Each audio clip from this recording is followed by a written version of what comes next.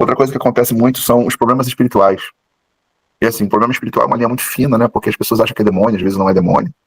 E às vezes você julga a pessoa porque você acha que ela tá, né, não tá querendo um compromisso, na verdade ela tá com as amarras espirituais na vida dela. Então é importante a gente identificar essas amarras para poder também usar a autoridade que Deus nos deu em Jesus para expulsar esses demônios. Então, como é que a gente identifica, né? Quando a questão ela é emocional e quando a questão é espiritual. Como é que a gente identifica isso? Como é que eu sei se aquela pessoa está sob uma influência de uma crise de ansiedade, um quadro de depressão, ou se ela está sob uma influência demoníaca? Bom, a forma de a gente identificar é pelo histórico. O histórico vai revelar se aquilo ali é uma questão emocional ou se é demoníaco. Por exemplo, você pega no caso de uma mulher que perdeu o pai cedo. E aí você pergunta para ela, lembrar da morte do seu pai te causa sofrimento? Há bastante. O que ela faz hoje é por questões emocionais, problema que ela carrega. Entende? Eu não consigo liberar perdão. Por que você não consegue liberar perdão? O que você sente quando você lembra aquilo que seu irmão fez com você? Eu sinto muita mágoa, muita tristeza. Opa, lembrar traz dor. Toda lembrança que traz dor é um trauma. Tem coisa que a gente lembra e não sente nada. E tem coisa que a gente não gosta de lembrar porque quando lembra faz mal. Toda lembrança que faz mal é uma lembrança de um trauma. Então, não é espiritual, é emocional. Agora, isso não significa que o diabo não possa explorar isso. Por ser emocional, o diabo percebe, então ele vai criar o cenário favorável para piorar aquela situação. Então, por exemplo, às vezes a pessoa ela bebe. Por que ela bebe? Às vezes ela bebe porque, meu marido bebe muito. Por que ele bebe muito? Porque ele foi rejeitado na infância. Onde entra o espiritual nisso? Satanás coloca os amigos de copo para levar ele pro álcool. Para procurar, para chamar, para convidar. Então, a pessoa que ela tem muitos conflitos internos por causa dos traumas. Onde é que o diabo trabalha? Dados inflamados de maligno.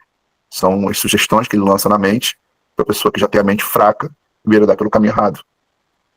Agora, quando a pessoa tem um problema que é somente espiritual e não de origem emocional, normalmente você também vê pelo histórico. Família envolvida com ocultismo, ela já passou por envolvimento com feitiçaria, fez alianças no passado, passou por rezadeira, às vezes, antes de se converter, fez algum pedido lá à entidade. Então, pessoas que passam também por um histórico de envolvimento com ocultismo. Tem um texto lá em Deuteronômio que diz assim, que Deus falando, olha, que as pessoas não deveriam se envolver com adivinhos e encantadores para não vos contaminar, para que não se contamine. Não vos contamineis com adivinhos e encantadores, que ficam se contaminar. Você vai lá, quando você vai embora, você se contaminou, o demônio vem com você. Então quem se envolveu com essas coisas, leva para a família, leva para casa esses espíritos do qual foram aliançados com ela no momento que esteve lá no centro, né, se envolvendo em algum tipo de ritual satânico. Como é que a gente resolve essa questão espiritual? Expulsando. Jesus disse em meu nome, expulsaríamos os demônios. Quem tem autoridade para expulsar demônio? Qualquer discípulo. Você não tem autoridade porque tem cargo, a gente tem autoridade porque tem Deus. Quanto mais você é cheio de Deus, mais autoridade você tem para expulsar demônio. Como é que a gente identifica se aquela pessoa que a gente está orando está com demônio?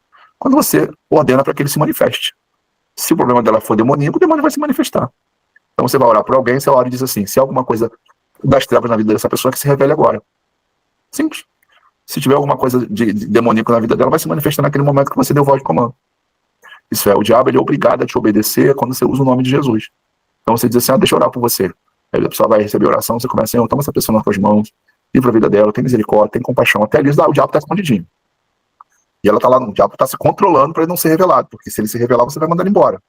Então ele está se controlando ali. No meio da oração você fala assim, Senhor, se tiver alguma coisa das trevas na vida dessa pessoa, que se manifeste agora. Pronto. Se tiver alguma coisa ruim ali, manifesta na hora. Não manifestou nada, porque não tem nada. A não ser que você também não esteja alinhado com o Senhor, né? Se você não estiver ali alinhado com Deus, com uma vida de relacionamento, né, de obediência, é escado o diabo que está nela passar para você. Porque o diabo ele trabalha com, a gente chama de legalidade. Ele tem o direito legal de atuar quando tem brechas, né? Então, quando a gente vai fazer a obra, Marcelo, mas todo mundo não erra, todo mundo não falha? Todo mundo falha. A questão não é falhar, é viver na falha, é viver no erro, né? A gente erra, mas se viver no erro, aí está o problema. Deus sabe que a gente erra. E ele entende isso. Mas ele não entende quando a gente não se arrepende. Então, quando eu me arrependo, eu fecho a brecha. E aí volta a ter autoridade. Há situações que você realmente tem que estar no nível de consagração muito elevado, como aconteceu com os discípulos, que tentaram expulsar o demônio de uma criança e não conseguiam, e depois eles perguntaram a Jesus, mestre, por que nós não expulsamos?